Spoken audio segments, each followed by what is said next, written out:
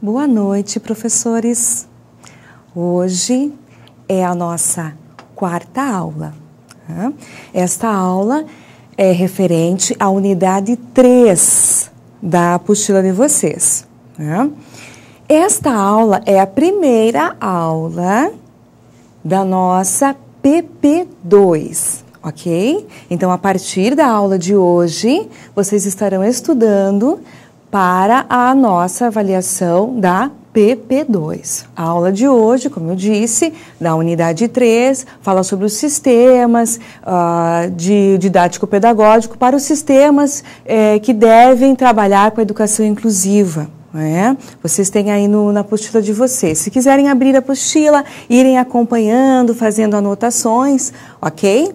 Bem, então, como sempre, vocês irão acompanhar aqui comigo nos nossos PPTs o resumo, as questões mais importantes referentes à nossa disciplina. Como eu disse, é a unidade 3. E qual é o objetivo desta nossa unidade? Vocês, professores, ao concluir esta unidade, você deverá ser capaz de identificar, discutir e analisar a realidade das instituições de ensino quanto à inclusão, pontuando os aspectos necessários à sua efetivação nas escolas. Ok? Ok. Estes sistemas de ensino na inclusão, que são, nós temos na rede municipal, estadual e a federal. Esses sistemas de ensino, como eles devem trabalhar? Deve ter a obrigatoriedade da matrícula, quer dizer, estes sistemas de ensino municipal, estadual e federal não podem negar a matrícula para pessoas com deficiência. Estes sistemas, como eu disse, eles são municipais, estaduais e federais. Para eles, a inclusão deve ter o significado de um desafio e é indispensável que a escola aprimore as suas práticas. Isso é óbvio, que realmente, diante de uma nova realidade, diante de um desafio, diante de uma nova forma de trabalho, de um novo contexto, não há como se ter as mesmas práticas. É óbvio que há necessidade de se repensar as práticas, de se adaptar a estas práticas. E na aula de hoje nós iremos conhecer como isso acontece. Porque o que nós vemos acontecer muito dentro das escolas é a queixa dos professores de que nós não estamos preparados para receber estes alunos, não tem como trabalhar, nós não sabemos o que fazer. Na aula de hoje, nesta unidade, nós iremos trabalhar exatamente isso. Como deve ser o sistema, como ele deve funcionar, o que deve ser adaptado, o que deve ser aprimorado. Porém, nós iremos assistir a um vídeo que estará falando sobre este assunto da inclusão, ok? Então, nós iremos para o filme, para este vídeo, e voltaremos para continuar a nossa discussão, ok? Vamos lá.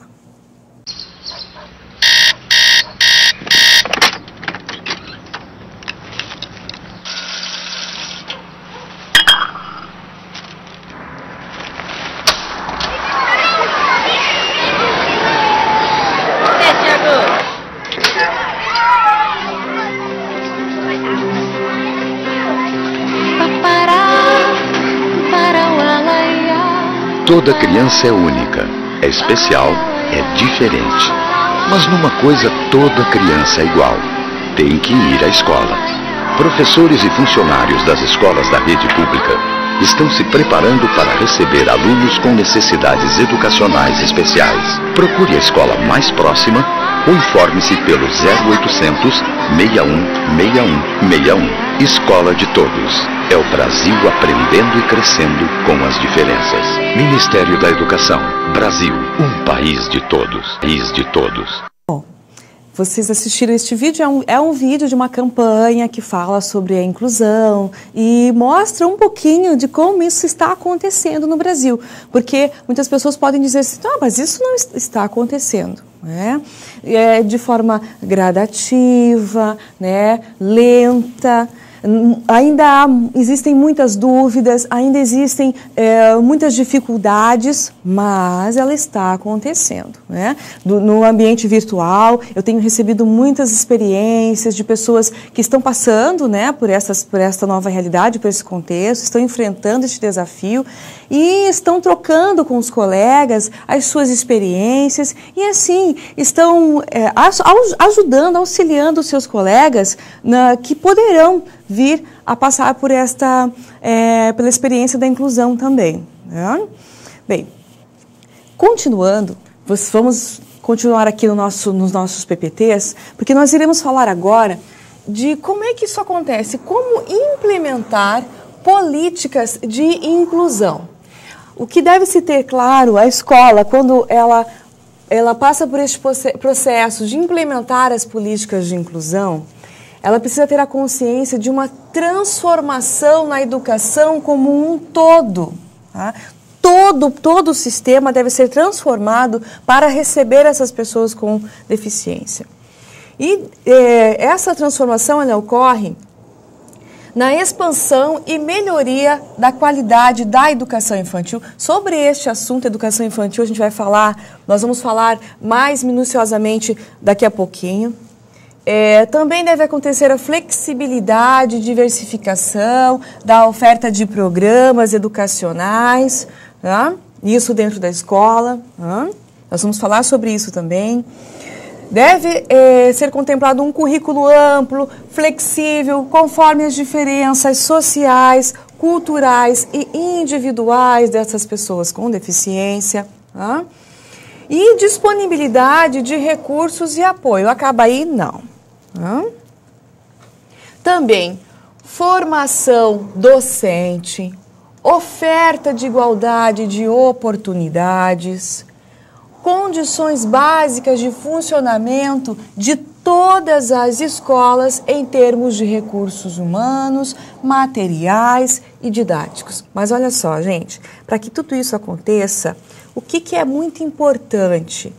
É importante que haja um trabalho colaborativo. Olha esta palavra aqui, ó, colaborativo, entre gestores, entre professores, pais, especialistas e alunos. Então, nós podemos dizer que a palavra de ordem aqui é colaboração.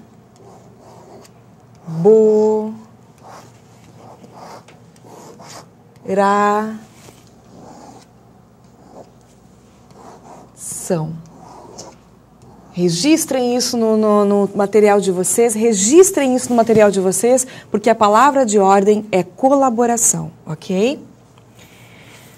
Olha só, nós teremos muitos filmes na aula de hoje, tá? E agora nós vamos assistir mais um filme novamente. Prestem atenção, porque estes filmes a gente pode estar discutindo depois no ambiente virtual, porque são experiências que a gente pode estar depois fazendo uma discussão, ok? Então, vamos lá para o filme e depois a gente volta para continuar a nossa aula. Para o Ministério da Educação, a adaptação deve ser feita com o aluno especial já dentro da escola. Não pode deixar de efetivar a matrícula. Ela deve buscar os recursos necessários, a família tem direito de buscar esse acesso, pode recorrer ao Ministério Público caso seja negado o direito à educação do seu filho. Hoje, no Brasil, mais da metade dos alunos especiais está matriculada em cursos regulares. Mas faltam vagas nas escolas particulares. Só no Colégio da Clara, a lista de espera é de 78 crianças e adolescentes.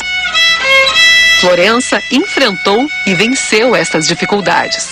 Há 3 anos, passou no vestibular de fisioterapia, mas descobriu que gosta mesmo é das artes. Aos 26 anos, decidiu fazer faculdade de dança. Eu queria ser professora de dança, ensinar algumas pessoas a dançar. Como é que as outras pessoas precisam fazer também para chegar onde você chegou? Estudar bastante, não desistir.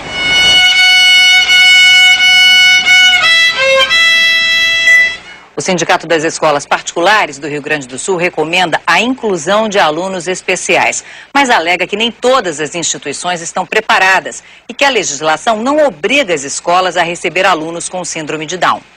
Segundo a Lei número 7.853, a recusa das escolas em matricular alunos especiais sem justa causa é crime. E a definição de o que é ou não justa causa cabe à Justiça, que decide se a matrícula deverá ou não ser aceita.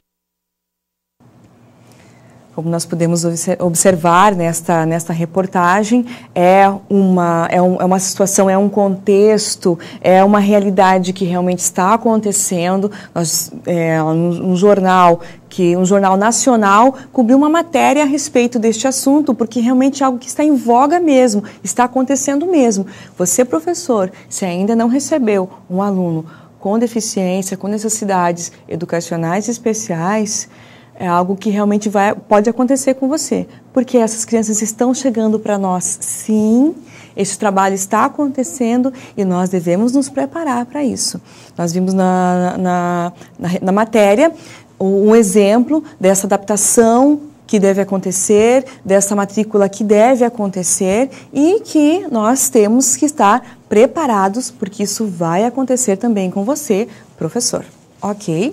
Bem, e quais são os indicadores para que os sistemas de ensino municipais assegurem a inclusão? Isso quando nós falamos de ensino fundamental, né? Olha só, gente, é importante que se faça um mapeamento da população de 0 a 8 anos e as suas necessidades educacionais especiais, para que se tenha uma ideia das matrículas que serão necessárias para essas crianças, né? Se fazer aí um levantamento das adequações necessárias, né? A escola vai fazer uma sondagem de como está toda a sua estrutura e saber o que ela vai precisar mudar e o que ela vai precisar adaptar, né? Garantia de acesso, de acessibilidade física e das comunicações, né? Então, se não há rampas, tem que haver. Se não há intérprete, se não há comunicação em braille, precisa ser providenciado, né? Equipe técnica suficiente. Quando a gente fala em equipe técnica, nós estamos falando de fonoaudiólogo, estamos falando de fisioterapeuta, psicólogo, assistente social, né? Toda a equipe técnica que precisa estar na escola para atender essas pessoas e todas as crianças, né? Estabelecimento de programas de formação continuada, o professor precisa estar preparado, os professores precisam estar cobrando isso. O poder público precisa estar promovendo programas de formação continuada para os professores. Planejamento estratégico, o planejamento dos professores, o planejamento da escola como um todo deve estar contemplando esta nova realidade, contemplando as necessidades da pessoa com deficiência, as necessidades educacionais da pessoa com deficiência. E plano de carreira e contratação de recursos humanos, né? Quando a gente fala em plano de carreira, porque a gente é um plano de carreira, mas o professor tem plano de carreira. Mas nós estamos falando de uma situação nova, nós estamos falando da educação inclusiva, da educação especial. E os profissionais desta área ainda são profissionais que estão em formação, nós temos profissionais que ainda estão se preparando. Então, existem alguns cargos, existem algumas funções nesta área da educação inclusiva que ainda não tem uma regulamentação, como é o caso do intérprete de Libras, que ainda não tem não tem ainda concurso público para as pessoas, elas têm contrato temporário, né? Porque justamente por ser um processo que está em implantação, né, que está começando. E essa questão que nós falamos sobre estar buscando os recursos humanos, esses recursos humanos são essas pessoas especializadas, são os profissionais de apoio pedagógico especial, são os intérpretes de Libras, são os leitores de Braille, né? Então, esses são os recursos específicos, ok? Bem, vamos continuando aqui. E aí, o que é uma escola inclusiva? O que a gente pode dizer que é uma escola inclusiva? Qual é o significado de uma escola inclusiva? É aquela que garante a qualidade de ensino educacional a cada um de seus alunos, reconhecendo e respeitando a diversidade e respondendo a cada um de acordo com as suas potencialidades e necessidades.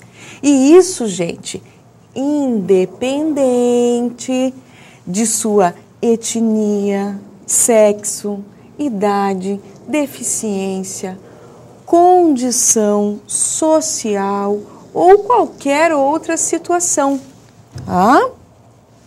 Numa escola inclusiva, o aluno é o foco central de toda a ação educativa.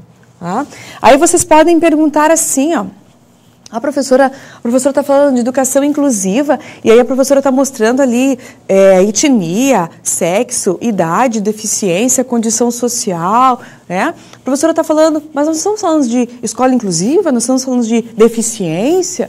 Vejam bem, gente, quando nós falamos de uma escola inclusiva, é aquela escola que acolhe as minorias. Quer dizer, qual é o que nós podemos identificar dentro da nossa sociedade como as minorias, né? Que são as minorias étnicas, raciais, sociais, né? Existem muitos preconceitos também em relação ao gênero e hoje isso está mudando. Nós começamos a ter uma outra visão em relação a isso, né? Tá, gente? Então, olha só, nós vamos para um filme agora, novamente, falando sobre esse assunto, tá? Para que a gente possa ter mais uma clara ideia de todo esse contexto e a gente já volta. Vamos para o filme.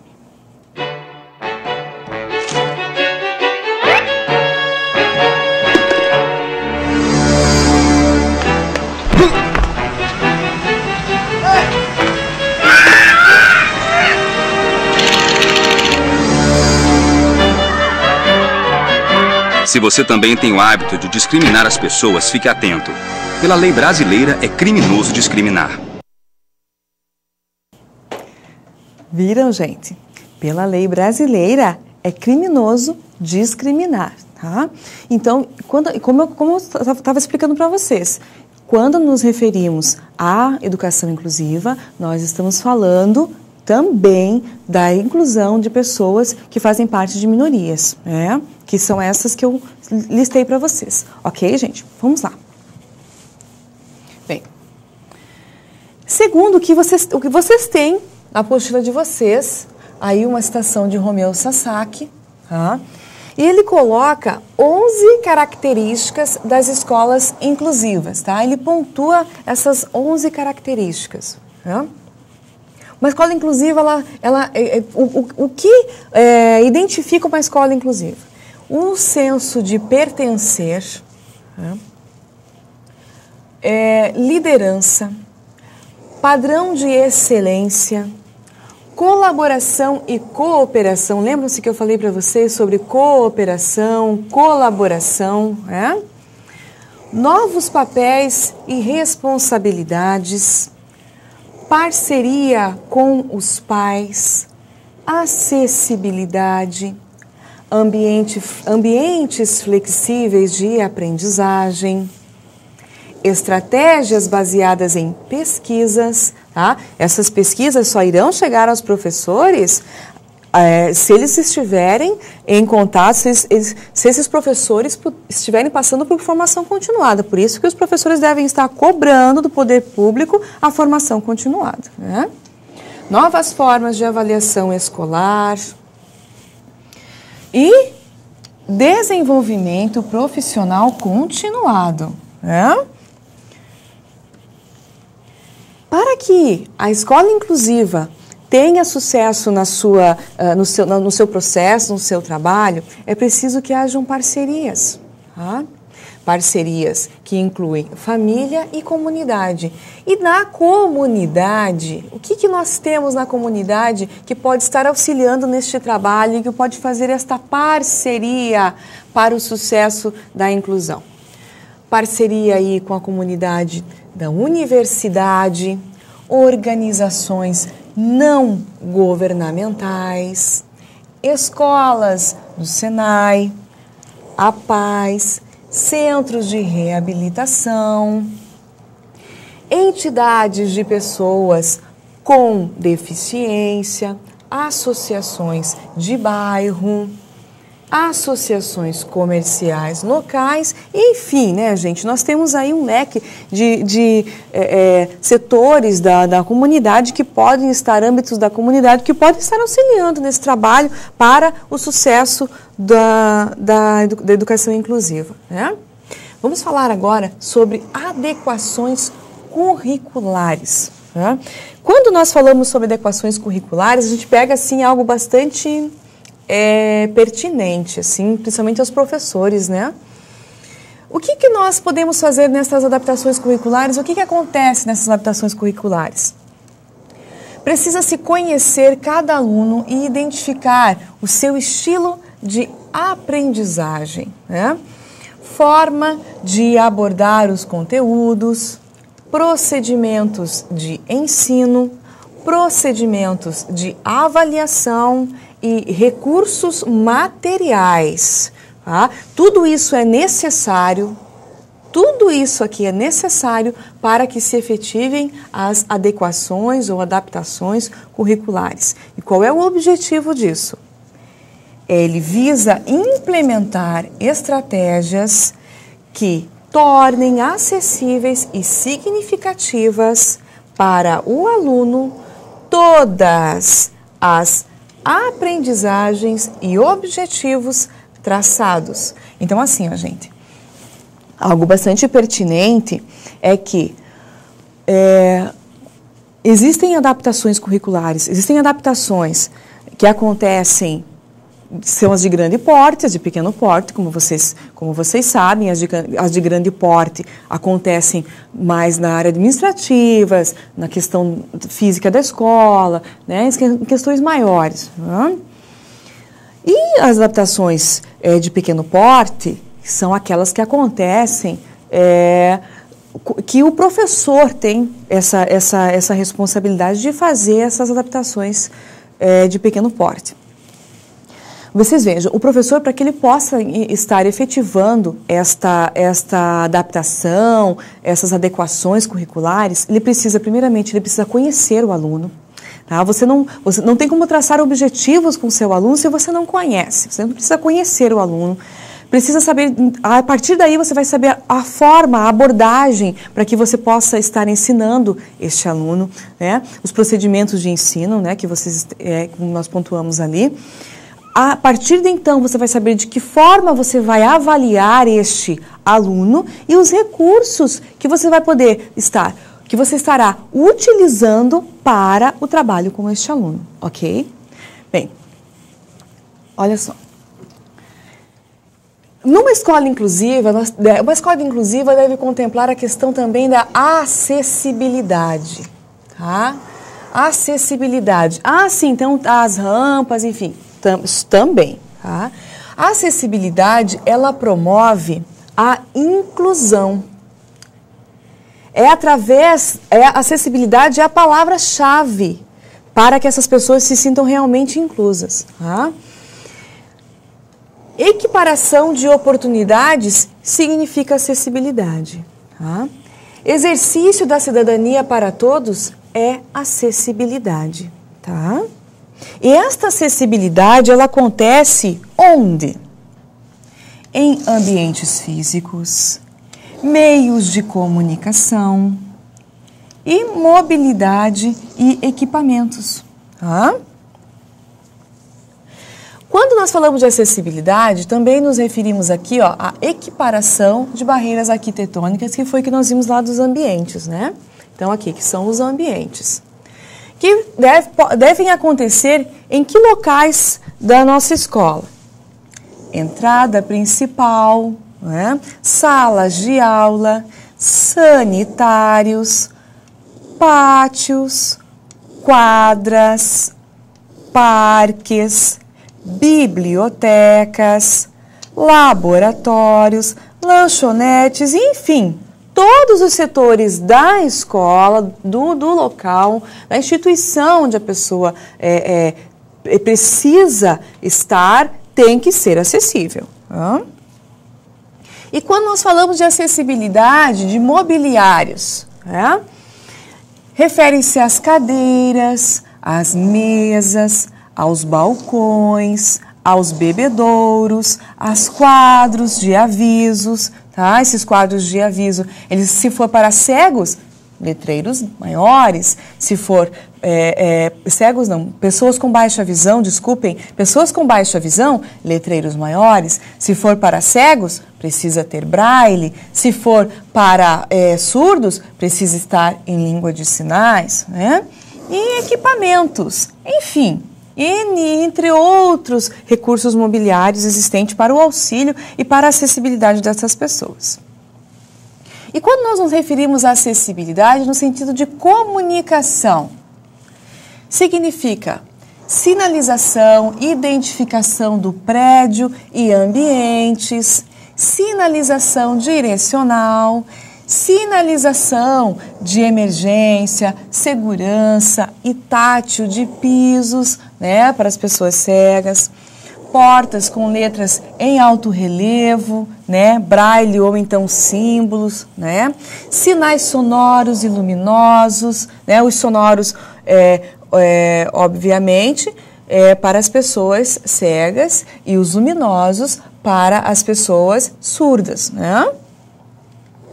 Presença de intérpretes de Libras, cursos de Libras, bibliotecas com livros em formato digital ou em braille, equipamentos de ampliação para alunos com baixa visão, computadores com leitores de tela e softwares, né, próprios para essas pessoas.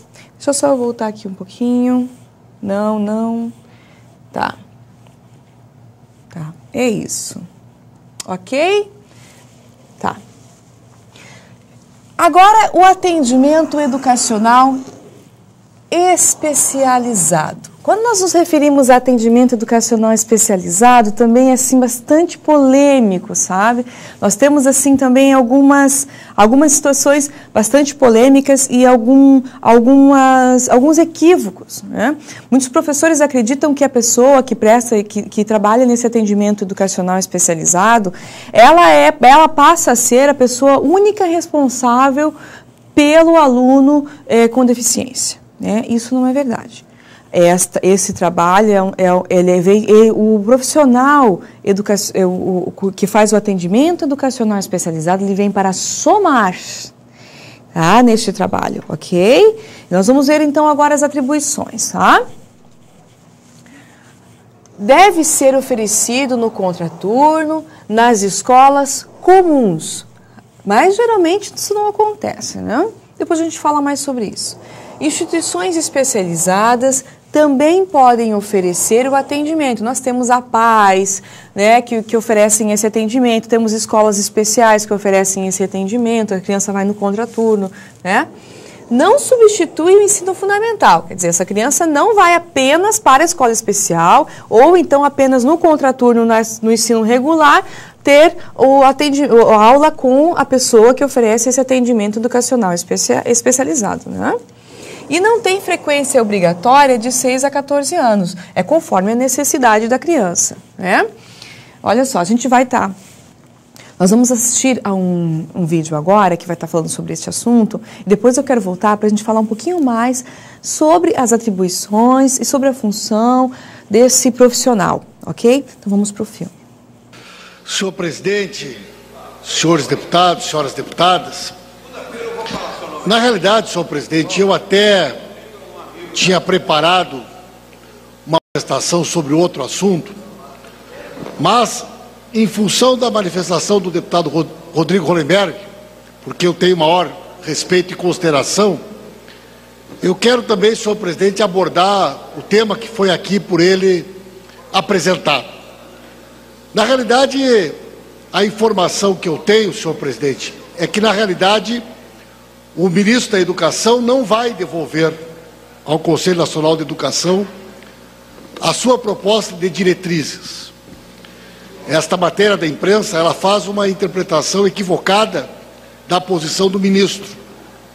Até porque, senhor presidente, em nenhum momento esteve colocado no debate a possibilidade, deputado Rodrigo, de alguém falar em fechar a escola especial. Não é esse o debate que está colocado. O debate que está colocado é o seguinte: a Constituição Federal diz que é obrigatório o ensino para todos os brasileiros e brasileiras de 7 aos 14 anos. E em nenhum momento há qualquer ressalva de que alguma criança, pelo fato de ser cega, pelo fato de ser surda, pelo fato de ser cadeirante, pelo fato de ser síndrome de Down, não deva também ir para a escola. O que está em discussão é se esta criança, obrigatoriamente, também deve estudar ou é suficiente que ela vá a uma instituição especializada, onde muitas vezes, além da questão da educação, tem lá a fisioterapia, a assistência à saúde, a assistência odontológica e um conjunto de outras atividades que essas instituições filantrópicas possuem e oferecem à população. Mais do que isso, a partir do ano que vem, deputada Irine, nós temos uma grande novidade no Brasil, que é a questão do Fundeb dobrado. A única situação em que nós teremos o Fundeb dobrado é naquela situação, deputado Pedro Wilson, onde a criança vai na escola do ensino regular num turno e no outro turno ela vai ter o apoio ou por parte do poder público ou mesmo numa instituição especializada como a PAI, Pestalozzi ou qualquer uma instituição com essa característica. Então, em nenhum momento da discussão proposta pelo Conselho Nacional de Educação ou pelo Ministério da Educação, quando se discute a questão da inclusão, esteve em xeque ou em jogo a possibilidade de se fechar instituições.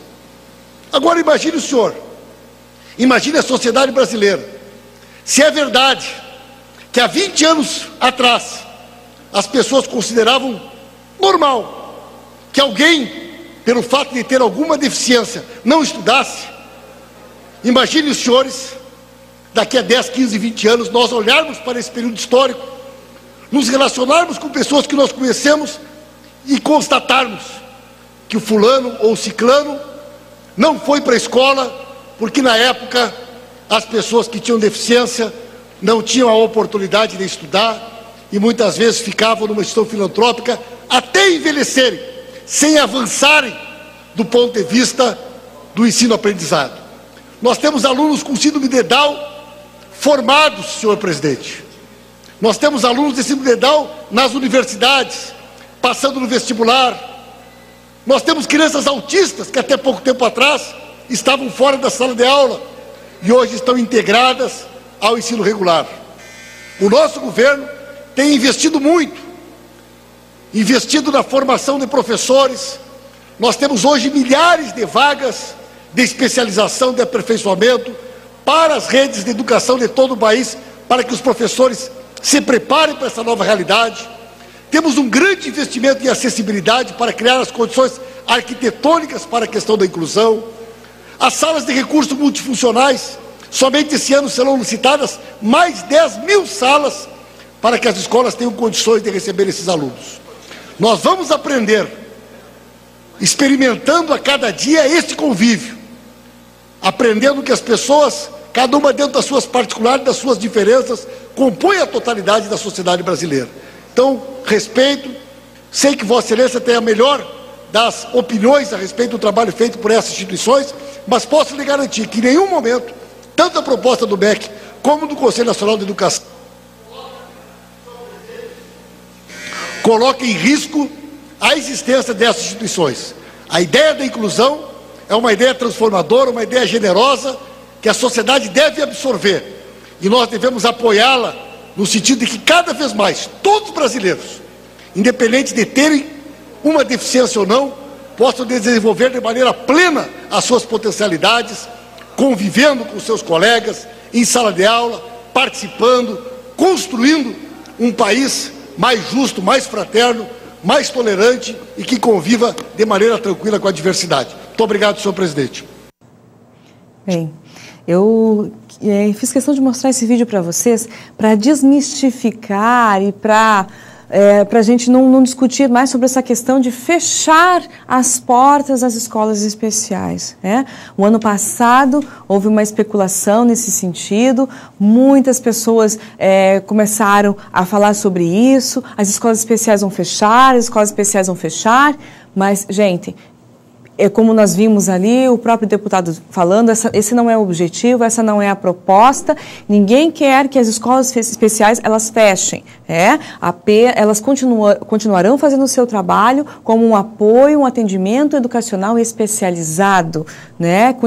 Continuará atendendo essas crianças no contraturno, esses alunos com deficiência irão para a escola no ensino regular e no contraturno eles serão atendidos nas escolas especiais normalmente, ok? Bom, e agora vamos conhecer quais são as atividades do atendimento educacional especializado, tá? O que essas crianças ganham, qual é o ganho dessas crianças, né? Eles têm atividades lá de programas de enriquecimento curricular, né? Um apoio nos conteúdos, né? Reforço nos conteúdos, ensino de linguagens e códigos específicos de comunicação e sinalização, no caso, Libras e Braille, né? Nessas instituições, eles podem estar aperfeiçoando a sua linguagem, né? A sua língua. Tecnologia assistiva, né? Eles têm lá toda a tecnologia para atender essas crianças, né? Esses alunos. Adequação de materiais, instrumentos e procedimentos de ensino estão todos preparados, com todos os instrumentos adequados a essas pessoas, né? Ampliação das habilidades, né? E olha só, no atendimento educacional especializado, o que não acontece ou não pode acontecer, né? O que não vai acontecer lá é o que nós chamamos de reforço escolar, né? A criança não pega nada lá na escola, no ensino regular, e vem aprender tudo aqui na escola especial. Ela pode até ter um atendimento desses conteúdos, mas ela não vai aprender tudo isso lá no ensino especial, né? O professor do ensino regular é que tem esse comprometimento. Lá também não acontece, ou não deve acontecer, o atendimento clínico, né? Ou este atendimento estar acontecendo dentro da escola, né? Nós temos um fonoaudiólogo dentro da escola do ensino regular e ele está fazendo triagem, audiometria, né? Isso não acontece dentro do ensino regular, esse atendimento clínico. O atendimento educacional especializado não é para isso, né? Ele vai aprender o que é diferente dos conteúdos curriculares do ensino comum. Esse conteúdo curricular, ele vai ser dentro de um currículo funcional, né? Deixa eu fazer um parênteses aqui, que quando a gente fala assim, que ele vai aprender o que é diferente dos conteúdos curriculares do ensino comum, ele vai ter um currículo também lá na escola especial, né? No atendimento especializado dentro do ensino regular. Ele vai ter um currículo, só que o currículo que ele vai ter é um currículo diferenciado, é um currículo funcional. É aquela atividade que aborda conhecimentos do currículo básico, porém voltada para um currículo funcional, para algo que ela vai estar utilizando no seu dia a dia, totalmente adaptado para as suas necessidades, né? Com uma criança surda que vai ter uma adaptação de um currículo funcional lá no atendimento especializado, ela vai ter, por exemplo, produção de texto, né? Tradução de língua portuguesa para Libras, língua portuguesa, né? Ela vai ter todo um conhecimento dentro de um currículo funcional, um currículo que não é aquele que mesmo que é trabalhado dentro da escola. É um currículo funcional, adaptado, que é trabalhado especificamente naquele momento ali. Tá? Vejam bem. Esse trabalho, tá? Ele é obrigatório em todos os níveis e modalidades de ensino. Tá? Quando nós falamos de modalidades, é assim, desde o ensino fundamental, ensino médio, ensino superior. Tá? O professor especializado, isso aqui é bem importante, tá? O professor especializado e o professor do ensino comum acompanham mutuamente o processo de aprendizagem, tá? Isso é bem importante, quando eu falo isso é bem importante, por quê? Porque não é só responsabilidade do professor de atendimento educacional especializado esse trabalho com a pessoa com necessidades especiais, a pessoa com deficiência, tá? Você, professor, que está me vendo agora, que estou falando com você agora, veja bem, a sua responsabilidade em relação a esse trabalho, você está fazendo um trabalho junto com o professor de atendimento educacional especializado. Tá? Não é responsabilidade somente dele, sua também, ok? Bem. Educação infantil, isso aqui é bastante importante porque é dentro da educação infantil que acontece a estimulação precoce. Tá? Eu não pulei não, né? Não pulei, tá certinho. Tá. É onde acontece a estimulação precoce. Qual é o objetivo dessa estimulação precoce? Tá? Qual é o objetivo? Otimizar o processo de desenvolvimento e aprendizagem em interface com os serviços de saúde e assistência social. Professor de educação infantil, acadêmico, meu aluno que está assistindo agora, meu aluno de pedagogia, que está assistindo a mim, que está participando da minha aula agora. Veja bem, você vai trabalhar com educação infantil, olha só, você vai trabalhar com estimulação precoce. Você tem a responsabilidade de desenvolver nesta criança habilidades que futuramente, lá no ensino fundamental, lá no ensino médio e até no ensino superior, serão importantes para que ela tenha um bom desenvolvimento, para que ela tenha um acompanhamento adequado.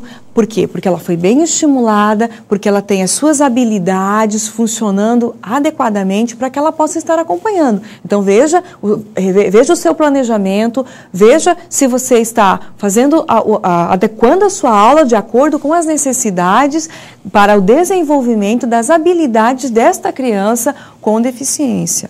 Ok? Isso é bem importante, gente. Educação infantil é a base mesmo. Dentro da educação inclusiva, nós temos aqui a educação de jovens e adultos, né? Aquelas pessoas que não tiveram condição de estudar na idade adequada, e a educação profissional também, né? Nós temos a ampliação de oportunidades de escolarização a partir do momento que nós oferecemos esta educação a essas pessoas, né? Formação para o ingresso no mundo do trabalho. Nós damos essa condição a estas pessoas. E a efetiva participação social. Essas pessoas também são consideradas pessoas que têm aí uma educação inclusiva, porque é uma minoria que necessita aí de um trabalho diferenciado, né? Temos também a educação indígena, do campo e a educação quilombola, tá? Existem no Brasil projetos pedagógicos construídos com base nas diferenças socioculturais destes grupos. Então, nós temos aqui, vocês podem ver aqui, as crianças na horta, né, um trabalho aqui na educação do campo. Nós temos aqui um outro exemplo aqui embaixo, as crianças aqui indígenas, né, tendo aula aqui.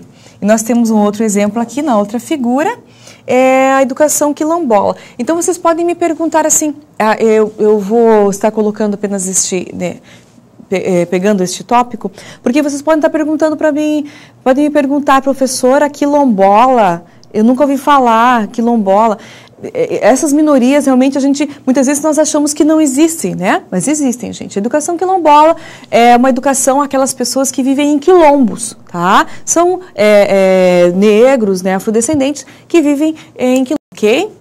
Bem, gente, na educação superior, que se identifica como educação inclusiva, ações que promovem o acesso, a permanência e a participação dos alunos, tá? Para isso é necessário acessibilidade arquitetônica, comunicação, sistemas de informação, materiais didáticos e pedagógicos. Essas adequações elas acontecem nos processos seletivos, tá? Nós temos processos seletivos que contemplam cotas, né? E respeitam aí as pessoas com deficiência. Nas atividades de ensino também, né? Nas pesquisas e na extensão também nós temos pessoas com deficiência. Né? Mas só que quem é que pode atuar? Vocês sabem quem pode atuar nesse trabalho na educação especial, um atendimento educacional especializado? Precisam ser os profissionais com conhecimentos específicos em educação especial. Tá? Nós vamos assistir um filme agora, mas antes, rapidamente, eu gostaria de estar colocando para vocês já devem saber, já devem ter recebido comunicado, né? Mas a plataforma Freire, em parceria com a Univale, está promovendo um curso com 100% de bolsa, 100% gratuito, para alunos que tenham interesse em fazer faculdade de educação especial, né? Então, se você conhece alguém, você tem interesse ou conhece alguém que tem interesse, procure se informar no site da Univale, tá? Nós precisamos de pessoas com essa especificidade para trabalhar. Vamos para o vídeo e já voltamos. O número de alunos com necessidades especiais está aumentando nas salas de aula do Brasil. E esse crescimento da chamada educação inclusiva pode ser notado na rede pública de ensino, como mostra a reportagem de César Menezes. Júlia fica sempre na primeira carteira, bem perto do quadro negro, porque enxerga pouco. É legal, a gente aprende mais e dá para brincar com os colegas. Ela mora em Cuiabá. Desde 2004, o número de alunos especiais nas escolas públicas da cidade subiu de 62 para 327. Esta inclusão acontece em todo o Brasil. Desde 98, o número de alunos deficientes em escolas especializadas cai, enquanto aumentam as matrículas nas escolas convencionais.